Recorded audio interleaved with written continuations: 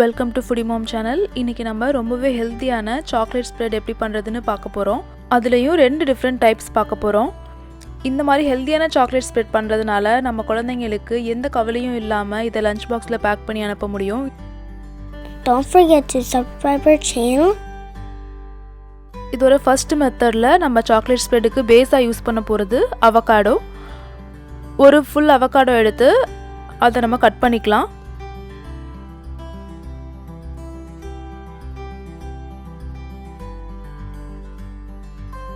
இதை ஒரு கத்தி வச்சு உள்ளே கட் பண்ணிவிட்டு ஸ்பூன் வச்சு ஸ்கூப் அவுட் பண்ணி எடுத்துக்கலாம் ஃபுல்லுத்தையும்.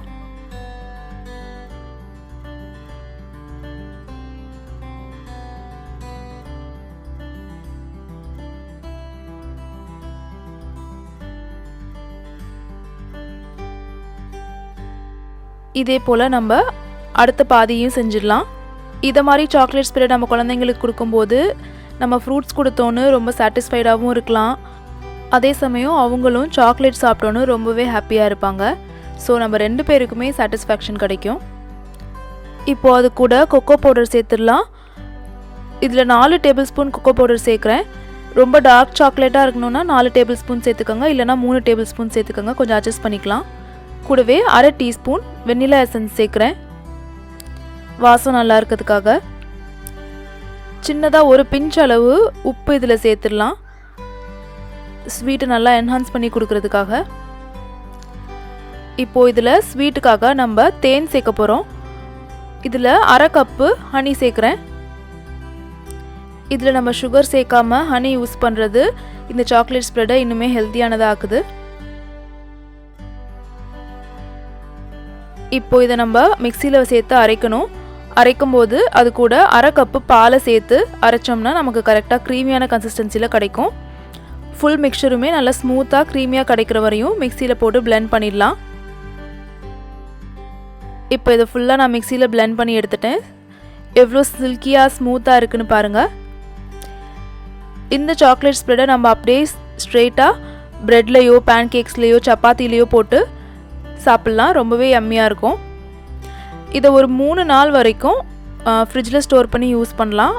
நம்ம ஃப்ரூட் யூஸ் பண்ணி செஞ்சுருக்கிறதுனால அதுக்கு மேலே ஸ்டோர் பண்ணுறது அவ்வளோ அட்வைசபிள் இல்லை. ஃப்ரெஷ்ஷாக இருக்கும் போது யூஸ் பண்ணால் தான் ரொம்ப நல்லாயிருக்கும்.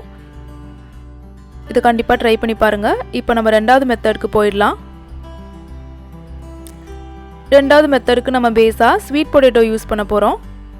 ஸ்வீட் பொட்டேட்டோ முதல்ல குக் பண்ணிடணும். இந்த மாதிரி ஒரு சின்ன ஸ்வீட் பொட்டேட்டோ எடுத்திருக்கேன் நான். அதை கொதிக்கிற தண்ணியில் போட்டு சாஃப்ட் ஆகிற வரையும் குக் பண்ணி எடுத்துக்கலாம். ப்ரெஷர் குக்கரில் வைக்கிறதா இருந்தால் ஒரு விசிலுக்கு குக் பண்ணி எடுத்தால் கரெக்டாக இருக்கும். குக் ஆனதும் தோலெல்லாம் ரிமூவ் பண்ணிவிட்டு சின்ன சின்னதாக கட் பண்ணி வச்சுருக்கேன். இப்போ அது கூட 1/3 கப், அதாவது 6 டேபிள் ஸ்பூன் அளவு பாலை சேர்த்துடுறேன். கூடவே அதே 6 டேபிள் ஸ்பூன் அளவுக்கு ஹனி சேர்க்குறேன்.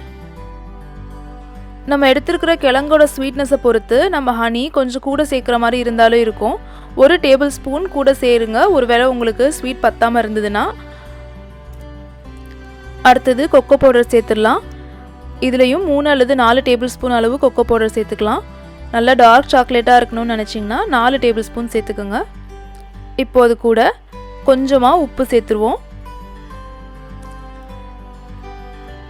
இப்போது இதில் 1/2 டீஸ்பூன் அளவு வெனிலா சேர்த்துடலாம், வாசம் வரதுக்காக. இப்போ இது எல்லாத்தையும் நம்ம மிக்சியில் போட்டு நல்லா ஸ்மூத்தாக அரைச்சி எடுத்துக்கலாம். தேவைப்பட்டுச்சுன்னா 1 அல்லது 2 டேபிள் ஸ்பூன் பால் கூட சேர்த்துக்கோங்க அரைக்கும் போது. பாருங்கள் எவ்வளோ சில்கி சாஃப்டாக நமக்கு சாக்லேட் ஸ்ப்ரெட் ரெடியாக இருக்குது. இந்த மாதிரி நேச்சுரலாக கிடைக்கிற திங்ஸ்லேருந்தே நம்ம சாக்லேட் ஸ்ப்ரெட் செஞ்சு யூஸ் பண்ணோம்னா நம்ம கடைகளில் வாங்கவே தேவையில்லை. நமக்கு தெரிஞ்ச ஐட்டம்ஸ் மட்டும்தான் நம்மளோட சாக்லேட் ஸ்ப்ரெட்டில் இருக்கும். கவலை இல்லாமல் நம்ம தாராளமாக சாப்பிட்லாம். கண்டிப்பாக இதை நீங்கள் ட்ரை பண்ணி பாருங்கள். Don't forget to subscribe our channel and thanks for watching our videos.